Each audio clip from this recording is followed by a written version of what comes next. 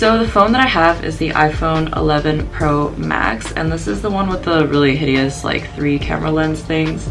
I got the space gray color because I thought that it made the lenses stand out a little bit less against the body of the phone. I thought it looked a little bit like a cyborg or something. So I'm not a huge fan of how it looks, but the pictures that this phone takes are absolutely marvelous. Like, I could take a really mediocre picture and the camera will just make it look so much better. So despite its appearance, I do really love the camera on this phone.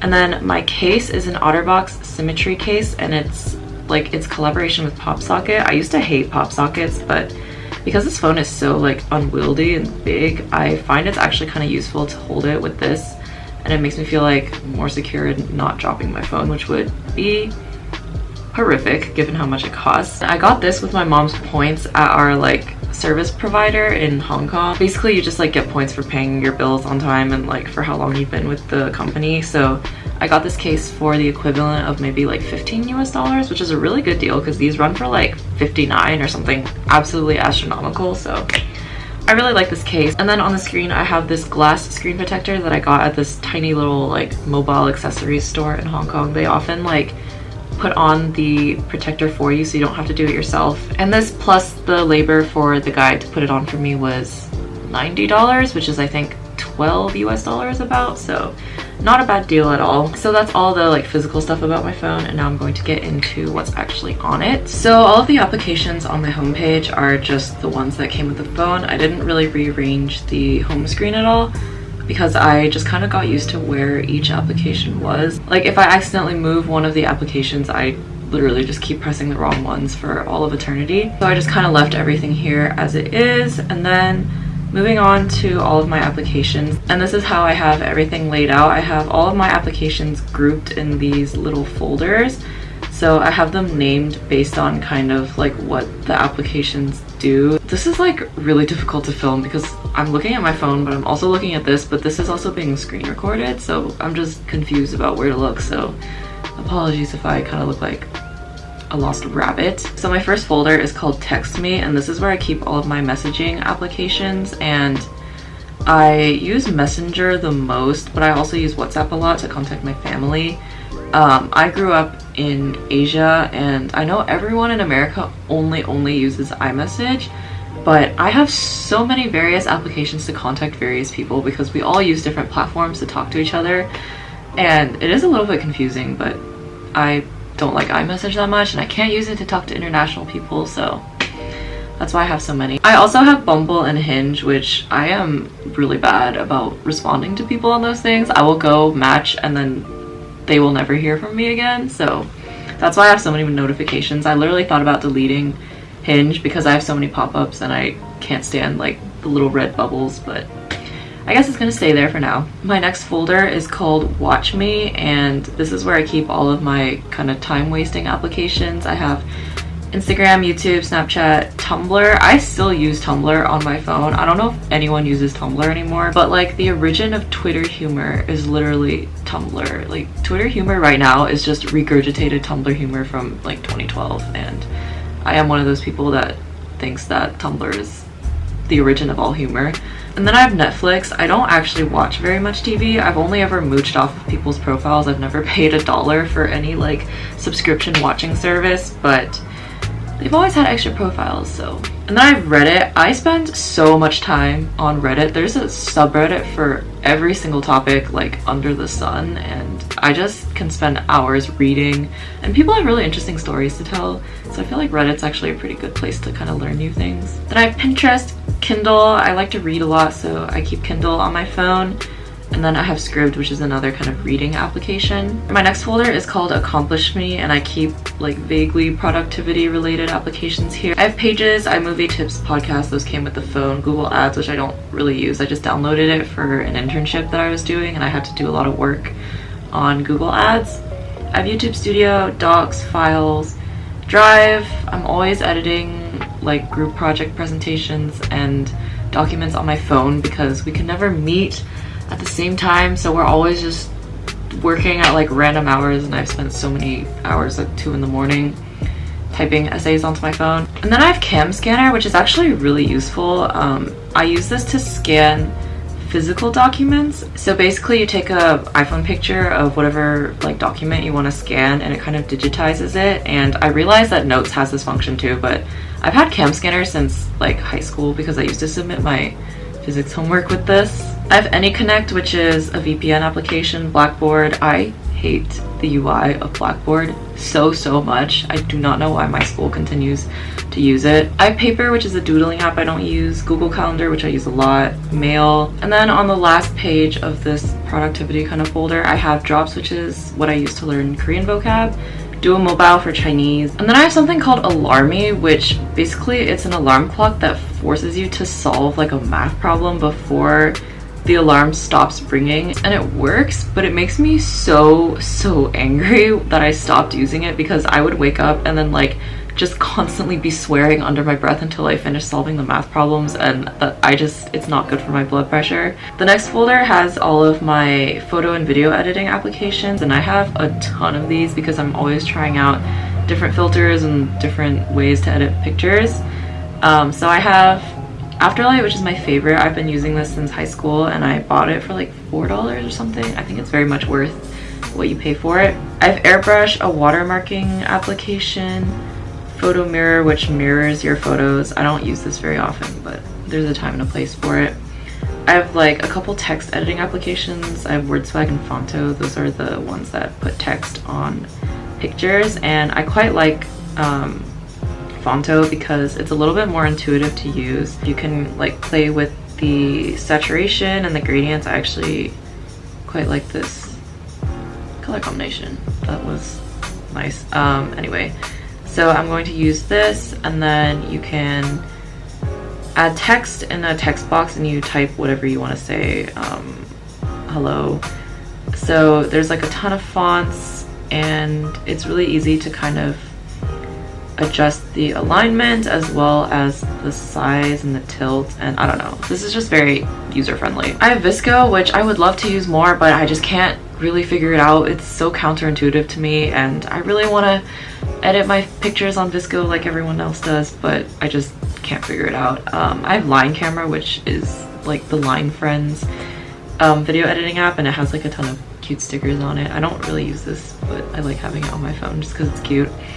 I have Picsart, which is great. You can do so much with Picsart, and that's another application I think is very worth the price. I have an app called Kira, which kind of adds like a sparkly effect to whatever picture you have. For example, if I take a selfie, it automatically detects what would like shine in the sun. I can't think of the word right now.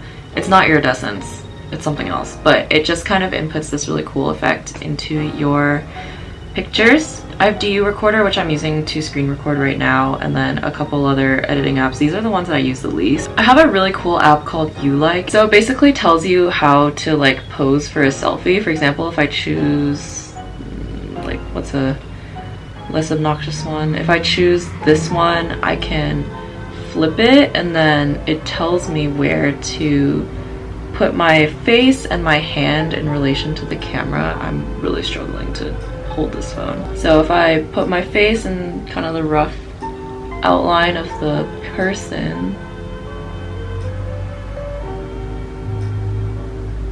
so now I have a not a great selfie, but you get the picture. Like the pose function is cool. Finally, my last application I use to connect to my camera for wireless like photo transfer. My next folder is called Buy Me, and I keep all of my shopping applications on here. I don't tend to shop on my phone, but I do sell a lot of clothes, so I use like Depop, Poshmark, and Mercari for those. The one application that I do sometimes shop on is eBay, and that's where I get like most of my thrifted clothes. I have a folder solely dedicated to like USC related things, and I don't use this too often. I use it a lot in freshman year for like party updates, but I don't really party on campus or at all anymore, so I don't use this very often. Then I have a folder called Find Me, and this is where I keep like my travel applications. I have Lyft, Uber, the USC like campus cruiser service, Turbulence, and Soar, which are travel applications. I'm a bit of a nervous flyer, so this app called Turbulence basically lets you check the like forecast for the world and what's going on. Like for example, the US is really having a bumpy sky situation right now. I've never actually seen a 4 on this application. What's cool about this app is that you can kind of map out your trip and like guess-ish about like the turbulence situation you're gonna have. For example, I always fly between LA and Hong Kong, so I go and check the Asia Pacific like turbulence forecast, and it gives you hours as well. So there's like 6 hours ahead, 12 hours ahead. I'll usually look at 6 to kind of see like what it's going to be like in the middle of the Pacific, and then it just kind of shows you the wind patterns, and the little red bubbles are like where you're expected to have some bumpiness. I'm not as nervous of a flyer as I was before, but this application was like super helpful for me when I was. And I also fly like all the damn time, so I think that's why I'm slightly less nervous now. And soar is like similar. It just kind of teaches you about like the physics behind flying, and you know, just some tips about how to deal with nervousness if you're like in the air. This is a course. I never paid for any of it, but it does give you like some facts about the physics of flying and like basic information about what to expect in the plane. And I don't know, I love applications like these. I think we need more of them. And then I have the Hong Kong bus and taxi applications. The buses for like tracking how long it's going to take you to get somewhere, and also like the bus schedules. The last 2 things I have are Google Maps and Hong Kong weather. My next folder is called Pay Me, and I have Venmo, my SIM card subscription like application, Bank of America, and PayRange, which we have to use to pay for our laundry. And then I have a folder called Hear Me, and this is where I keep kind of like music related things that aren't Spotify, like my main platform for listening to music. I have Shazam, SoundCloud, my music application, which I don't really use anymore. I used to download like all the songs I wanted one by one and import them individually to my phone, but it took so long, so I finally like started paying for Spotify when I went to college. I have voice memos, which I use to record myself, like the once in a blue moon that I sing. And then I have guitar tabs. I used to use these a lot more when I was in high school because I was in choir for all 4 years and I really like to sing. And then I have my games in a folder very aptly called Play Me, but I don't actually play games very often. I just have like the Superstar BTS game, which is pretty much like Tap Tap Revenge with BTS songs, and it's actually really fun. I have Weverse, which is like the K-pop fan interaction platform, but I don't really use this because, again, I don't really get the UI. I have Candy Crush, and then I have Flappy Bird. I know Flappy Bird like stopped being a thing a really long time ago, but I've had it since it came out, and I just like having the icon on my phone because it's just a bit of a time lapse into the past. I don't know. My second to last folder is called Eat Me. And then I have like my food delivery applications. I don't really use these too often. I don't tend to deliver food because it gets so expensive. I actually cook quite a bit. And I have Pocket Points. I don't know if this is a thing at like a lot of colleges, but basically you get points by like not being on your phone. It's not working for me right now because I'm not on campus, but you basically like put your phone down and you can't pick it up for like 20 minutes or something. You set like a goal and then it gives you points, and then I have 132 points right now, and none of this is loading because I'm not in America right now, I'm in Asia, but Chick-fil-A partnered with this application and we all get free Chick-fil-A with our points, so that's the only thing that I keep this on my phone for. Finally, my last folder is called Apple Me, and these are just the apps that came with my phone that I don't really use very often, like TV, Store, Clips, and iTunes U. I have no idea what iTunes U is, and I've been using iPhones for a while. On my dock, I have my phone application Safari and the Gmail app. I like this more than the like mail app that comes with the iPhone.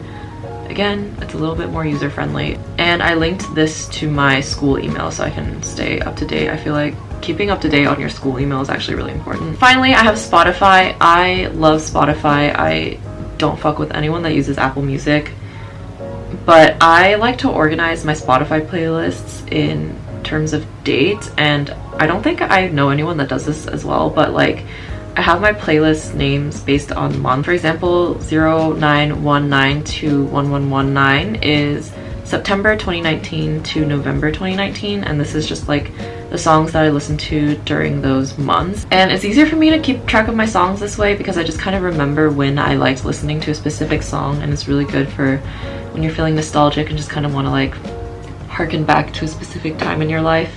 So I like doing this. I do have a few playlists that are not organized by date. For example, like K-Poops, which is my K-pop playlist, like High School Music, a couple workout playlists and my study playlist, which is called Concentrate Bitch. I totally forgot to film an outro for this video because I was starving by the time I finished, and this is like 2 weeks after I originally filmed post haircut and stuff. But yeah, I hope you enjoyed watching, and thanks if you made it to the end of the video because I rambled a lot. And yeah, I will see you guys in the next video.